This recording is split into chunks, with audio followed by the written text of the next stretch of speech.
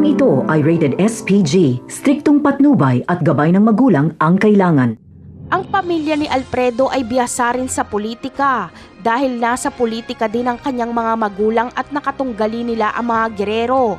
Pero natalo sila at panalo ang mga gerero kaya tumigil na sa politika ang mga magulang ni Alfredo lalo't pinagbantaan sila ng mga gerero. Pero ngayon ay naninindigan si Tanggol laban sa mga gerero ay hindi sasayangin ni Alfredo ang pagkakataon na muling ayusin ang Maynila.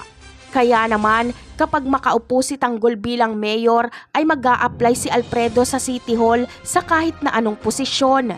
Pero bibigyan siya ni Tanggol ng mataas na posisyon dahil alam ni Tanggol na magiging katuwang niya si Alfredo sa pagbabago ng Maynila. Ipapangako naman ni Alfredo na hindi niya bibiguin si Tanggol. Habang ang pamilya Benito naman ay bibigyan ni Tanggol ng mga trabaho. Si Fatima ay gagawing sekretary ni Tanggol. Gusto niya kasing lagi niya itong nasa tabi para maprotektahan. Kahit kasi mayor na si Tanggol ay matindi pa rin ang banta sa buhay ni Fatima dahil gusto pa rin itong itumba ng mga gerero. Si Fatima lang kasi ang susi para mapakulong si Miguelito dahil siya ang nag-iisang testigo.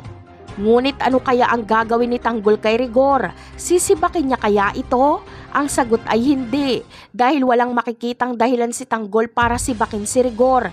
Hindi kasi ito kurap, bagkus ay gagamitin ni Tanggol si Rigor laban sa mga sindikato. Kaya magagamit ni Tanggol si Rigor laban kay Ramon at Don Julio kapag kalabanin niya na ang sarili niyang pamilya. Ikakagalit ito ng gusto ni Ramon dahil traidor umano si Tanggol dahil nakikipagkampihan ito kay Rigor. Napakarami pa nating dapat abangan sa mga susunod na episode. Paalam!